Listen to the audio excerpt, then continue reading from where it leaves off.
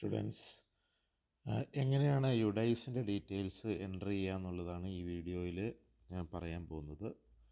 ആദ്യം തന്നെ നിങ്ങളുടെ ടീച്ചർ സെൻഡ് ചെയ്തിരിക്കുന്ന student details four UDISE entry എന്ന് പറഞ്ഞ ആ ഫോമിൽ ക്ലിക്ക് ചെയ്യുക.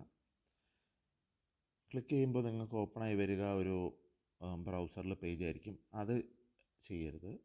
നിങ്ങളത് പിടിച്ചിരിക്കുമ്പോൾ അത് കോപ്പി ലിങ്ക് എന്ന് പറഞ്ഞൊരു സാധനം വരും. ആ കോപ്പി ലിങ്ക് വന്നു കഴിഞ്ഞാൽ നിങ്ങൾ ക്രോമിൻ്റെ ബ്രൗസർ ഓപ്പൺ ചെയ്യുക. ആ ക്രോമിൻ്റെ ബ്രൗസറിനകത്ത് പോയിട്ട് പേസ്റ്റ് ചെയ്യുക. അല്ലെങ്കിൽ ചില മൊബൈലിലൊക്കെ ക്രോമിൻ്റെ ബ്രൗസർ ഓട്ടോമാറ്റിക്കായിട്ട് ഓപ്പണായി വരും. ഇനി ഐഫോൺ ആണെങ്കിൽ അതിനകത്ത് ക്രോം ഇൻസ്റ്റാൾ ചെയ്യുക, അല്ലെങ്കിൽ സഫാരിയിൽ ചെയ്താലും മതി. പക്ഷേ അതിനകത്ത് ജിമെയിൽ ID ആഡ് ചെയ്താൽ മാത്രമേ ചെയ്യാൻ പറ്റുകയുള്ളൂ. അപ്പോൾ ഇങ്ങനെ ആഡ് ചെയ്തിട്ട് ഇങ്ങനെ ഓപ്പൺ ചെയ്യുക, അല്ലാണ്ട് മറ്റു രീതിയിൽ ഓപ്പൺ ചെയ്യരുത്. എന്നിട്ട് അതിന് ശേഷം കുട്ടിയുടെ പേര് ടൈപ്പ് ചെയ്യുക. എന്താ പേരെന്ന് വെച്ച് കഴിഞ്ഞാൽ ഞാൻ തൽക്കാലം എക്സ് എന്ന് പറഞ്ഞൊരു പേരാണ് കൊടുക്കുന്നത്. കറക്റ്റായിട്ടുള്ള പേര് കൊടുക്കുക. പിന്നെ നിങ്ങളുടെ ജെൻഡർ ഏതാണെന്ന് കൊടുക്കുക, male female transgender. Date of birth correct കൊടുക്കുക. ഡേറ്റ് ഓഫ് ബർത്ത് നിങ്ങളുടെ ഡേറ്റ് ഓഫ് ബർത്ത് 2009 ആണെങ്കിൽ 2009 കൊണ്ടുപോയിട്ട് വേണം കൊടുക്കാൻ. അത് മാറ്റി ഇങ്ങനെ കൊണ്ടുപോകണം. ഇത് ഇനി അല്ലാന്നുണ്ടെങ്കിൽ നിങ്ങളിവിടെ എൻ്റർ ചെയ്താലും മതി. എൻ്റർ ചെയ്യാൻ പറ്റുന്നില്ല അല്ലേ? അപ്പോൾ നമ്മൾ ഇങ്ങനെ മാറ്റി കറക്റ്റായിട്ടുള്ള ഡേറ്റ് ഓഫ് ബർത്ത് ആക്കി 2007 ആയിരിക്കില്ല നിങ്ങൾ, അത് കറക്റ്റാക്കിയിട്ട് കൊടുക്കുക കേട്ടോ. ഇപ്പോൾ ഞാൻ തൽക്കാലം ഒന്ന് കൊടുക്കുന്നു. പിന്നെ അതിന് ശേഷം നിങ്ങളുടെ ക്ലാസ് ഏതാണെന്ന് കൊടുക്കുക. പിന്നെ മദേഴ്സ് നെയിം, അമ്മയുടെ പേരെന്താണെന്ന് കറക്റ്റ് കൊടുക്കുക. ഫാദറിൻ്റെ നെയിം എന്താണെന്ന് കറക്റ്റ് കൊടുക്കുക.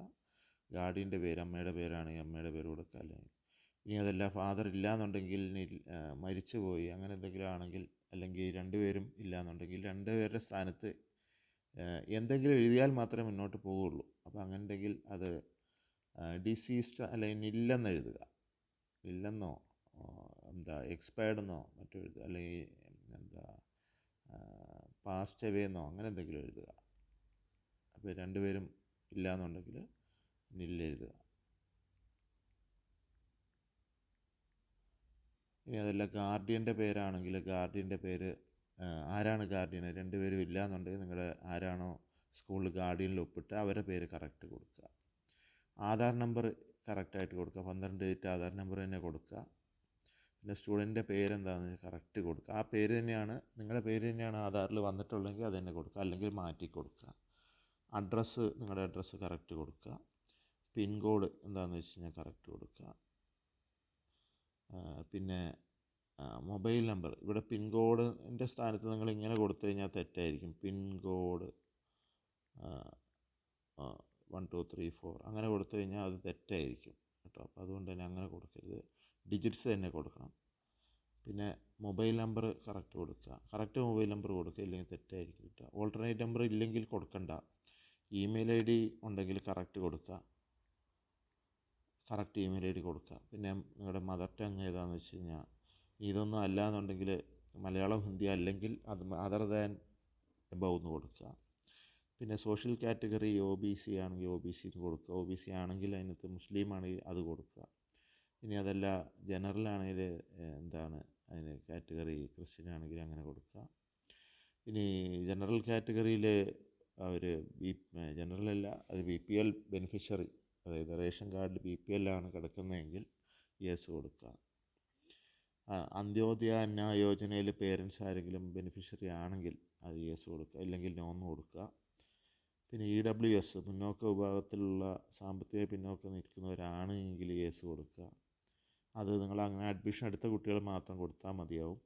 CWS എന്ന് പറഞ്ഞു കഴിഞ്ഞാൽ എന്തെങ്കിലും ഡിസബിലിറ്റീസ് ഉള്ള കുട്ടി, ഇമ്പയർമെൻറ്റുകളുള്ള കുട്ടിയാണെങ്കിൽ മാത്രം കൊടുക്കുക, ഇല്ലെങ്കിൽ നോ കൊടുത്താൽ മതി. ഇനി അങ്ങനെ കൊടുത്തു കഴിഞ്ഞാൽ എന്ത് ഇമ്പയർമെൻ്റ് ആണെന്നുള്ളത് കറക്റ്റ് കൊടുക്കുക. ഒന്നിൽ കൂടുതൽ ഇമ്പയർമെൻ്റ് ആണെങ്കിൽ അങ്ങനെ കൊടുക്കാം. പിന്നെ അതിൻ്റെ ഡിസബിലിറ്റി പെർസെൻറ്റേജ് നിങ്ങളുടെ സർട്ടിഫിക്കറ്റിനകത്ത് ഒരു പെർസെൻറ്റേജ് ഉണ്ടാവില്ല, അത് 20% 20% കൊടുക്കുക.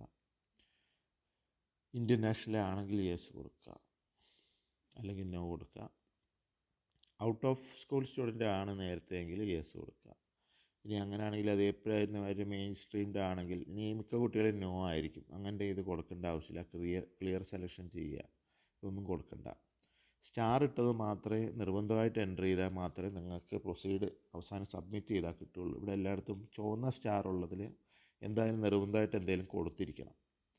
അപ്പോൾ ഇപ്പം ഇത് രണ്ടും കൊടുക്കാതിരുന്ന് കഴിഞ്ഞാൽ പറ്റില്ല. യെസ് അല്ലെങ്കിൽ നോ കൊടുക്കണം. ഇത് ഒന്നും കൊടുത്തില്ലെങ്കിലും കുഴപ്പമില്ല. ഈ if a student was mainstreamed അവിടെ ചുവന്ന സ്റ്റാർ ഇല്ല, അപ്പോൾ ഒന്നും കൊടുത്തില്ലെങ്കിലും കുഴപ്പമില്ല.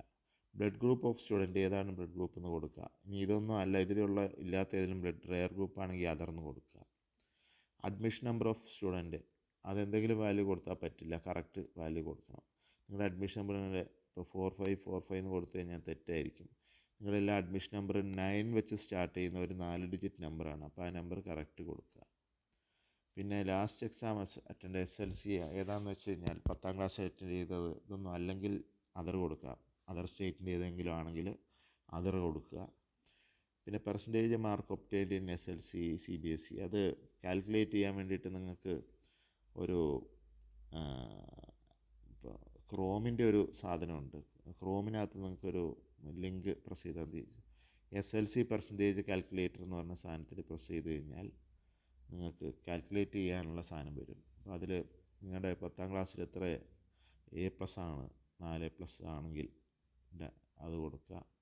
C+3 ഉണ്ടെങ്കിൽ അത് കൊടുക്കുക. പിന്നെ C3 ഉണ്ടെങ്കിൽ അത് കൊടുക്കുക. ഇതെല്ലാം കൊടുത്തിട്ട് നിങ്ങൾ കാൽക്കുലേറ്റ് കൊടുക്കുക. കാൽക്കുലേറ്റ് കൊടുക്കുമ്പോൾ 70% എന്നാണ് കാണിക്കുന്നത്. അപ്പോൾ അങ്ങനെ 70% എന്ന് നിങ്ങൾ ഇതിൽ പോയിട്ട് എൻ്റർ ചെയ്യുക. അപ്പോൾ അതുകൊണ്ടാണ് പറയുന്നത് ഒരിക്കലും ആ ബ്രൗസറിൽ തന്നെ ചെയ്യരുത്, നിങ്ങളുടെ മൊബൈലിനകത്ത് പ്രസ് ചെയ്ത് ചെയ്യരുത്, അത് ക്രോമിനകത്ത് പേസ്റ്റ് ചെയ്തിട്ട് ചെയ്യുക. ഇനി 70% എന്ന് വെറുതെ ഇട്ട് കഴിഞ്ഞാൽ അതും അവിടെയും തെറ്റും. അങ്ങനെ ഇട്ട് കഴിഞ്ഞാൽ പറ്റില്ല. അത് 0നും 100-നും വാല്യൂ ആയിരിക്കണം. 70 എന്ന് വേണമെങ്കിൽ ഇടാൻ, 70.12 എന്ന് ഇടാം, കുഴപ്പമില്ല. കറക്റ്റ് ഇടുക. പിന്നെ സ്റ്റുഡൻറ്റ് ഹൈറ്റ് കറക്റ്റ് നോക്കിയിട്ട് എത്ര സെൻറ്റിമീറ്റർ എന്ന് ഇടുക. സെൻറ്റിമീറ്റർ ഇങ്ങനെ ഇടാൻ നോക്കരുത്. CM ഇട്ട് കഴിഞ്ഞാൽ തെറ്റായിരിക്കും. അപ്പോൾ 120 എന്ന് മാത്രം ഇട്ടാൽ മതി. ഫീറ്റിലൊന്നും ഇടരുത്. കറക്റ്റ് ഹൈറ്റ് എത്ര സെൻറ്റിമീറ്റർ എന്ന് തന്നെ ഇടണം. അതുപോലെ വെയ്റ്റ് നിങ്ങളുടെ കറക്റ്റ് വെയ്റ്റ് 50 കിലോ ആണെങ്കിൽ 50 കിലോ എന്നിടണ്ട, kg എന്നിട്ട് കഴിഞ്ഞാൽ തെറ്റാണ് കിട്ടുക. അപ്പോൾ അത് 50 എന്ന് തന്നെ ഇടണം. അതിൻ്റെ വാല്യൂ മാത്രം ഇട്ടാൽ മതി, കിലോഗ്രാമിലുള്ള വാല്യൂ മാത്രം ഇട്ടാൽ മതി. പിന്നെ എത്ര കിലോമീറ്റർ ഉണ്ട് നിങ്ങളുടെ വീട്ടിലേക്ക്, എത്ര ദൂരം ഉണ്ടെന്നുള്ളത്. 10 കിലോമീറ്റർ ആണെങ്കിൽ 10 കിലോമീറ്റർ എന്ന് ഇടണ്ട, തെറ്റായിരിക്കും. അപ്പോൾ 10 മാത്രം ഇട്ടാൽ മതി. അപ്പോൾ ഇതിപ്പോൾ കിലോമീറ്റർ ഇട്ടാലും കുഴപ്പമില്ല എന്ന് തോന്നുന്നു. കുഴപ്പമില്ല. എന്നാലും നിങ്ങളുടെ കഴിവതും എത്ര ദൂരം എന്ന് മാത്രം ഇട്ടാൽ മതി. അത് കിലോമീറ്ററാണ് ഞങ്ങൾ മനസ്സിലാക്കിക്കോളാം. Highest education level of father 10ാം ക്ലാസ് പാസ്സായില്ലെങ്കിൽ അത് കൊടുക്കുക. ഇനി പാസ്റ്റ് 10ാം ക്ലാസ് ആണെങ്കിൽ അങ്ങനെ കൊടുക്കുക. 12ാം ക്ലാസ് പാസ്സായെങ്കിൽ അത് കൊടുക്കുക. ഗ്രാജുവേറ്റ് ആണെങ്കിൽ അത് കൊടുക്കുക. സ്കൂളിൽ പോയിട്ടേ ഇല്ലെങ്കിൽ അത് കൊടുക്കുക. എന്നിട്ട് എല്ലാം കഴിഞ്ഞിട്ട് സബ്മിറ്റ് കൊടുക്കുക. സബ്മിറ്റ് കൊടുക്കുന്ന സമയത്ത് your response has been recorded എന്ന് വന്നു കഴിഞ്ഞാൽ നമുക്ക് നിങ്ങളുടെ കാര്യം കഴിഞ്ഞു. പിന്നെ വേറെ ഒന്നും ചെയ്യേണ്ട ആവശ്യമില്ല. ഇനി നിങ്ങൾ കൊടുത്തതിനകത്ത് എന്തെങ്കിലും തെറ്റുണ്ടെങ്കിൽ മാത്രം അനദർ റെസ്പോൺസ് എന്ന് പറഞ്ഞ് കൊടുത്താൽ മതി. അത് കൊടുക്കേണ്ട ആവശ്യം വരുന്നില്ല, മിക്കവാറും തെറ്റൊന്നും ഉണ്ടാവില്ല.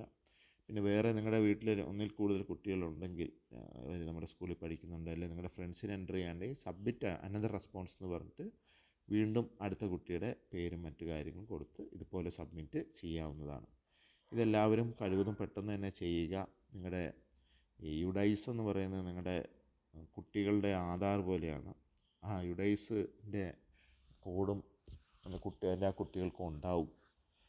അപ്പം അതിനകത്ത് കുട്ടിയുടെ യുഡൈസ് കോഡ് നമ്മുടെ സ്കൂളിൽ ഓട്ടോമാറ്റിക്കായിട്ട് കിട്ടും. നിങ്ങൾ ഏത് സ്കൂളിൽ നിന്നാണ് വരുന്നതെന്ന് വെച്ച് കഴിഞ്ഞാൽ കിട്ടും. അപ്പം നിങ്ങളുടെ ആധാർ നമ്പർ ഉപയോഗിച്ചിട്ടാണ് അത് ഞങ്ങൾക്ക് കിട്ടുക.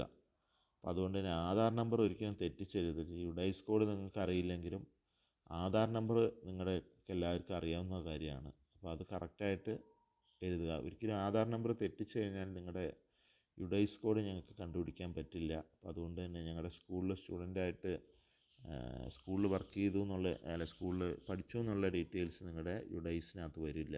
അത് ഭാവിയിൽ നിങ്ങളുടെ പഠനത്തെ ബാധിക്കും. അപ്പോൾ അതുകൊണ്ട് തന്നെ കറക്റ്റായിട്ട് ഉള്ള ഡീറ്റെയിൽസ് തന്നെ തരിക. ഓക്കെ.